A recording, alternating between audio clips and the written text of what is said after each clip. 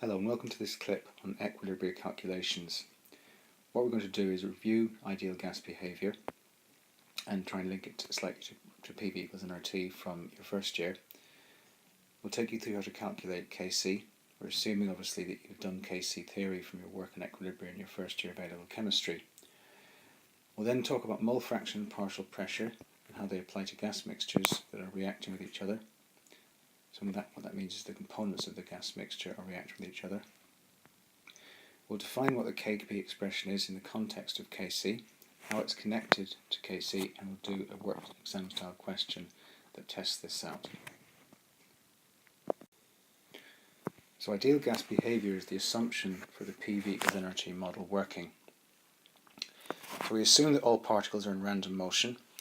We're assuming that there's no intermolecular forces existing between them, that all the collisions are fully elastic with no loss of energy, they bounce off each other and they still have the same amount of energy. All gas particles are of negligible size. So if you look at this model, the animation, you can see quite clearly that some are moving a bit more slowly than others. So what that means is that when one bumps into another, what would happen is the one that's just been struck will pick up some energy from the one that's just struck it, and the one that had the energy before will transfer some of that energy to the other gas molecule. So technically there's no loss of energy, it's just transferred from one gas particle to another. And compared to the size of the container, all the gas particles are of negligible size. So if we look at this other animation that tries to illustrate the same idea, the kinetic theory of particles assumes that all of the space is available. But in fact, only the green space is available because the remainder of the space, as you can see in the corner, is taken up the molecules by themselves. And that feeds into the idea of the gas particles occupying negligible amounts of space. So although gases may not always behave in this way, we have to make some assumptions about what they're likely to do, so that then we can start to construct some models mathematically of how to describe what they're about to do, such as PV equals nRT. So the degree to which the gas actually behaves as an ideal gas is beyond the scope of A-level chemistry at this particular point. So it's safest to assume that all of these assumptions and the kinetic theory lead us to use the PV equals nRT model. What this clip is about is looking at how equilibria in gases is actually calculated. So if we look at this example, this is how you'd lay out your data. So let's have a think about what sort of question might require you to do this. So you can see that the equation has been provided. That would be given to you in the question. You can see that all of the components of the equation, the products and the reactants, are all in the gaseous state. So this is said to be a homogeneous mixture. So because everything is in the same state, gas in this case, is called a homogeneous equilibrium. So what the question will probably give you as well is some data on the number of moles, or the concentration, sorry, in this particular case, at the beginning of your equilibrium. So because the forward reaction is going from left to right, you can assume that at the beginning, before we actually start the reaction, you'll have 0 moles of PCl3 and 0 moles of chlorine. So this M, this capital M, is the same as moles per decimeter to the -3. So the ICE, or the ICE method, comes from working out the initial concentration, the change in concentration, and therefore the equilibrium concentration.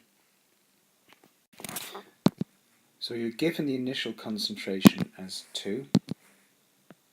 You can assume that at the start of the reaction, the concentration of the product is going to be 0.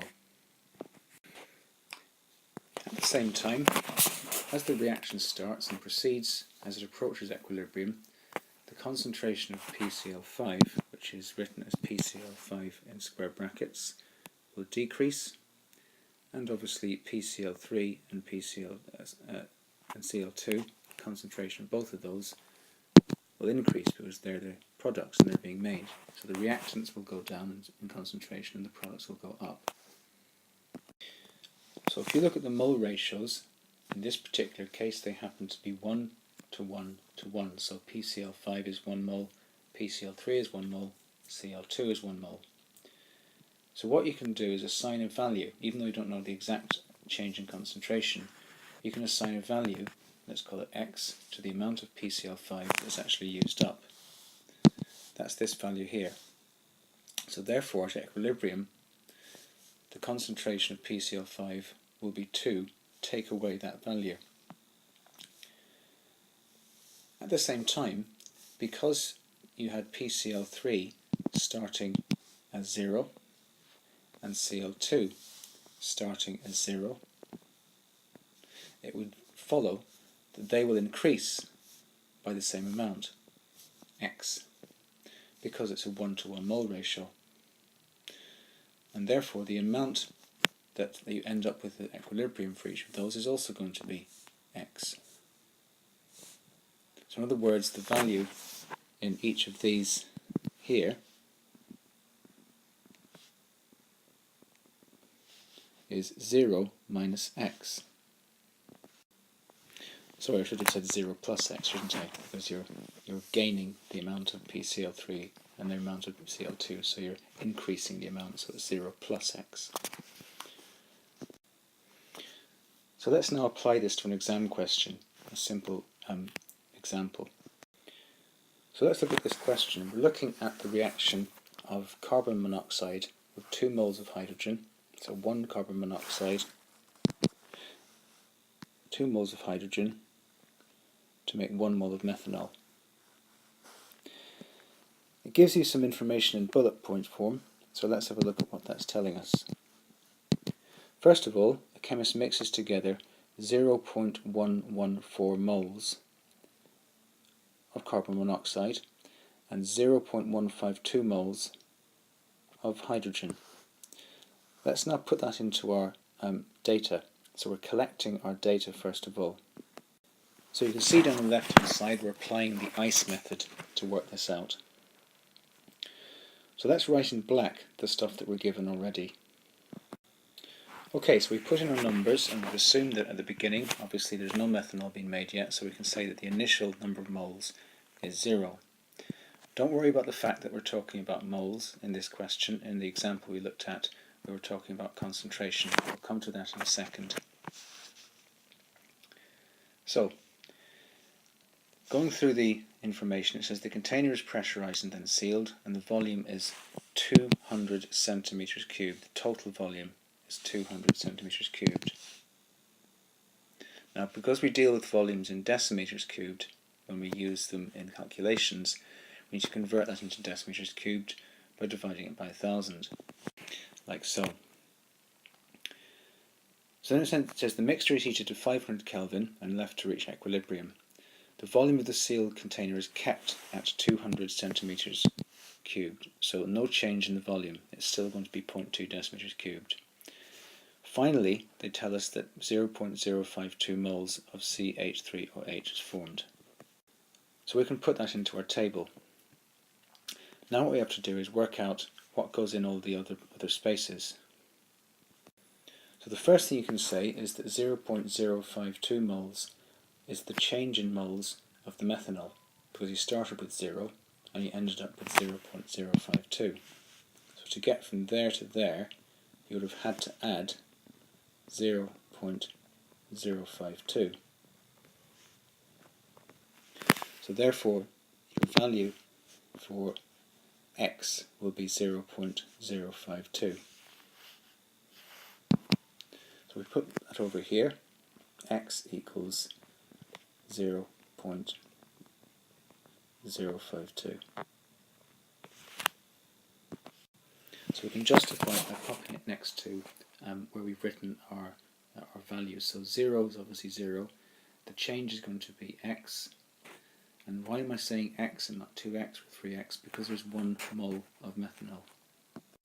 So because there's 1 mole of methanol, it'll be 1x. So let's follow these calculations through. Okay, so we've got 0.052 as our value for x. that must mean, because there's 2 moles of hydrogen, you take away 2 lots of 0.052 from your original amount of hydrogen, which was 0.152 moles. That then gives us 0.048 moles of hydrogen at equilibrium. If we do the same thing to our carbon monoxide, we've only got 1 mole of carbon monoxide, so we take away 1 lot of 0.052, which gives us 0.062 moles of CO at equilibrium. Now what we have to do is work out Kc, because it asks us to up on the question, and give your answer to 3 significant figures. So the first thing to do is to write out the Kc expression, which gives us the concentration of CH3OH divided by the concentration of carbon monoxide times the concentration of hydrogen squared. Now remember, we have moles in our data. We don't have concentration. So we've got to remember that to get concentration from moles, we use C equals N over V. So if we now remember that we've also got the volume, which was 0.2 decimeters cubed, that's when we can press that number into action for us. So we can rewrite our Kc expression like that. So you can see how I've converted all of the concentrations into C equals N over V. So what I've tried to do is find a way to use the data that I've worked out, in other words the data that's boxed, to try and put that into my expression for Kc. But I've got to take into account the volume, because I'm only working out the moles at equilibrium, not the concentration, and you want the concentration at equilibrium to go into Kc. So that's how I plug my numbers in. So that gives me ultimately 0.26 over 0.31 times 0.24 squared. So our value that we're actually looking for to 3 significant figures is 14.6. Now you've got to do the units as well. So what we've got to do now is go back to our Kc expression. So you can see I've cleared a little bit of space, and you can see quite easily that what we need to do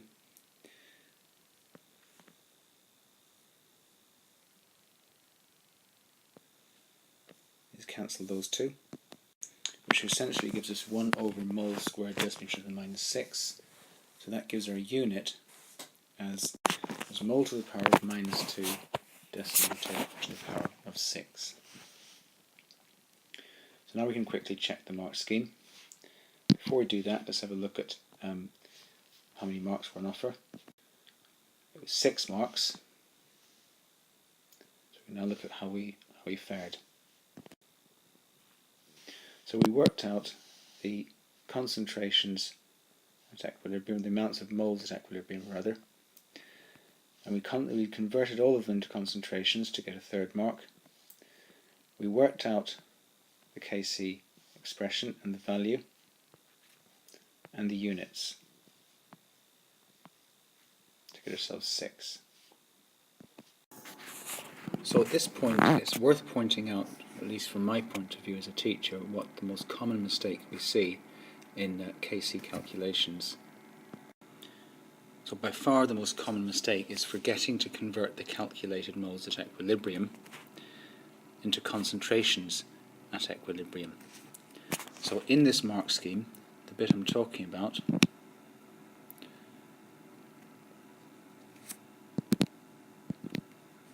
is this part here.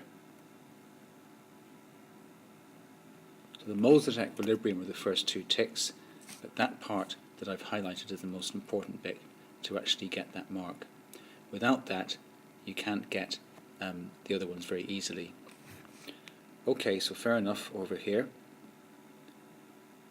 Just allow ECF from equilibrium amounts. But the problem with ECF marks in this particular mark scheme is it might not be the same level of leniency in the mark scheme for the question that you do in your exam. So although it might seem I'm being a little bit frank here, it is quite important that you don't rely on looking at mark schemes to see where you can get away with making mistakes. What will happen is that will start to pervade how you do your work, and your work will become sloppy, and you'll come across a mark scheme or an exam where the examiner can't give you ECF marks. The problem then is you start to fall through the floor in terms of your score, because you're losing marks all over the place, thinking that you can get away with being a little bit slack. Please don't fall into this trap. So the message before we go any further is that make sure you practice good technique from the beginning. Then you won't have to worry about whether you might or might not get leniency in the exam.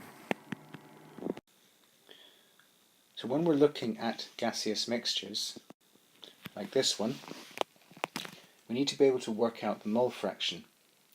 So the mole fraction is basically the proportion of the total moles of gas in a mixture that can be attributed to one of the gaseous components in that mixture. In this animation you've got two gases. You've got one that's represented by red particles and one that's represented by blue particles. Now you assume that each particle in this particular animation represents 1 mole. So counting them up, you can see there's 27 moles of blue particles and 5 moles of red. So pause the animation so you can do that. So what you do is the total number of moles of particles are 32. So the mole fraction can be worked out by taking the moles of the gas you're looking at.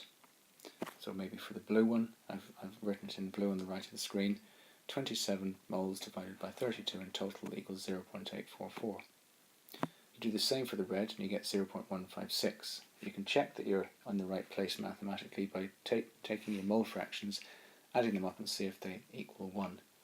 If they equal 1, then you know you're not going far wrong. So now let's have a look at how this might be applied to a calculation. So how would mole fraction incorporate itself into an equilibrium style calculation? So just as a quick recap on what the equilibrium constant actually tells us, the value actually tells us the position of equilibrium. So in other words, Kc can effectively be considered a numerical indicator of the exact position of the equilibrium, because we use the equilibrium concentrations in the first place to work it out. So it's worth pointing out that Kc can apply to all equilibria, but Kp applies to gases only. So in essence, Kp is a type of Kc expression. Now, we talked about mole fraction in the past screen. You'll see that mole fraction is actually used when you work out Kp, as highlighted. So as we've said, the mole fraction is the total number of moles, the number of moles of your gas divided by the total moles of gas. So if you have a mixture, and let's say you've got nitrogen, hydrogen and ammonia in a mixture together, each of those individual gases will have their own mole fraction, but together that will be the total moles of gas. So the total pressure is the combined pressure exerted by all the gaseous components of the equilibrium mixture. So you can see that the red particles and the blue particles are hitting the sides of the container on a regular basis. Together they contribute to the total pressure. So the partial pressure is the contribution each individual component makes to this total pressure value.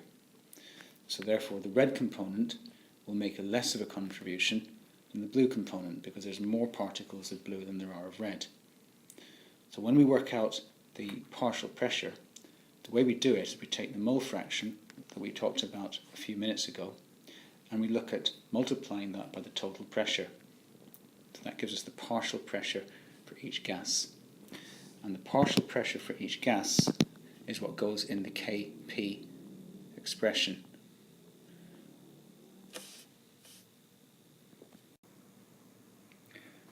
So these two examples show how you'd handle homogeneous equilibria or heterogeneous equilibria. In the top example, which happens to be called the contact process, it's the industrial process we use to make sulfuric acid, so the SO3 gets used to make sulfuric acid. You can see that all the components are gases. If you look at the one underneath, you'll see but only some of the components are gases. So in the Kp expression for the equation underneath, we ignore the presence of carbon, because carbon is a solid. So the presence of carbon is actually disregarded. It's not that it isn't part of the reaction, it's just not part of the gaseous equilibrium.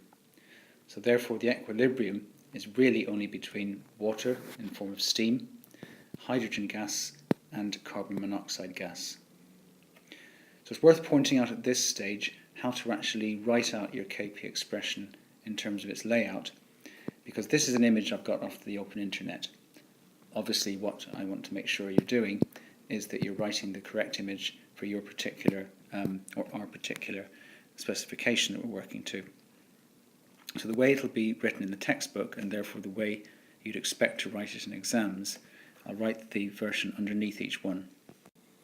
So the bits that's been written in hand is a slight altered way to write it for our specification. The only thing you need to do is to put the actual gas itself, its formula, in brackets, and put a small p outside the bracket. So it's not a capital P, it's a small p. But other than that, the layout is very, very similar to the image I've provided. So I've put a little reminder about how to work out mole fraction. So I'm going to put the calculation in, hopefully you can follow along. So for carbon monoxide, we've already worked out that we've got 0.030 moles. And for carbon dioxide, we've worked out that we've got 0.015 moles. So bearing in mind that the total number of moles of gas is 0.045, which is those two values added up, you take each value and you divide it by the total number of moles of gas, which is what I've done, to get those two numbers, 0.667 and 0.333. A quick check of your calculator, like we talked about before, will reveal that those two numbers will add up to 1. So it's a good check to do as you're working out mole fractions to make sure that you're in the right position. So now we can write the equilibrium constant Kp for that particular equilibrium. Now remember what you do. You ignore carbon. So that gives us the partial pressure of carbon monoxide squared divided by the partial pressure of carbon dioxide. Why do we square the partial pressure of carbon monoxide? It's because there's 2 moles of it. So therefore, always keep an eye on the main equation to tell you whether to square, whether to not square, whether to cube, etc., etc. So what we've got to do now is calculate the total pressure of the equilibrium mixture at 1000 Kelvin. I've got to move the page down a little bit to make this a bit clearer.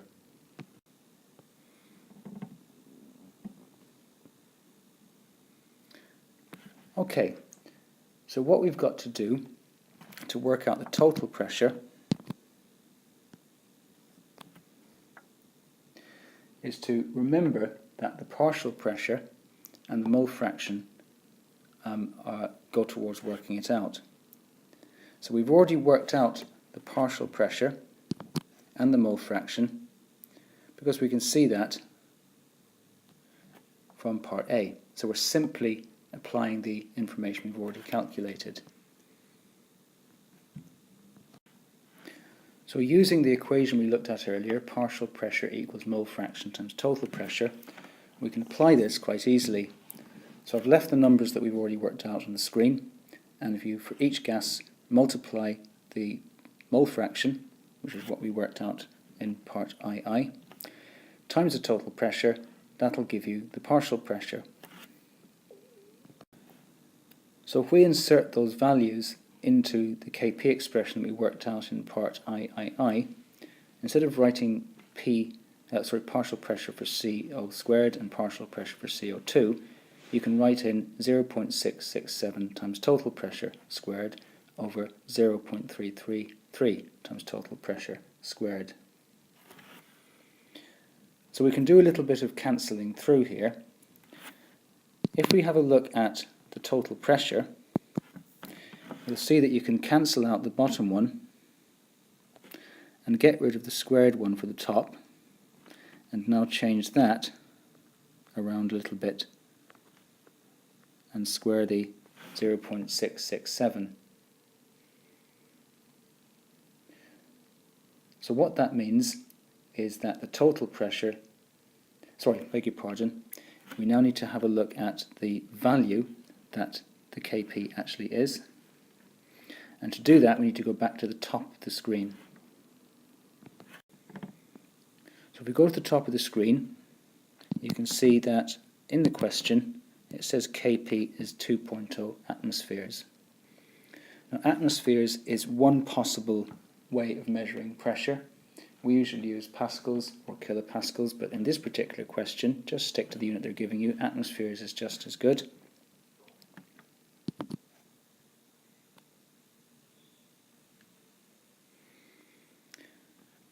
So now what we can do is we can look at how we can rearrange Kp a little bit. So we can say that 2.0 equals 1.34 times total pressure. How did I get to that position? If I take this part here, that actually gives you 1.34. If I take this part here, because I've cancelled total pressure once already, because the top part said total pressure squared, so I've got rid of the squared, got rid of the bottom, that now gives me the total pressure. So therefore together they give you this. So it should be fairly straightforward now to isolate total pressure by dividing 2.0 divided by 1.34, which gives you 1.49 atmospheres. Let's now look at the very last part.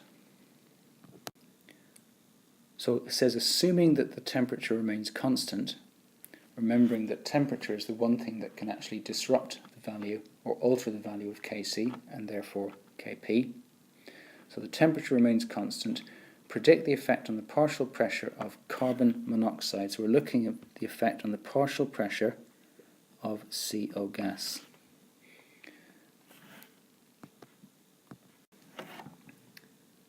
So if you increase the total pressure, what's going to happen in any equilibrium involving gases is the side with fewer moles is going to be favoured. So the equilibrium will shift in favour of the side with fewer moles. So therefore the partial pressure of carbon monoxide decreases, because as you remember, looking at the top of the screen, there are 2 moles of carbon monoxide and only 1 mole of carbon dioxide. So the side with fewer moles is the side that produces carbon dioxide. So therefore the partial pressure of carbon monoxide goes down because there's less of it being made.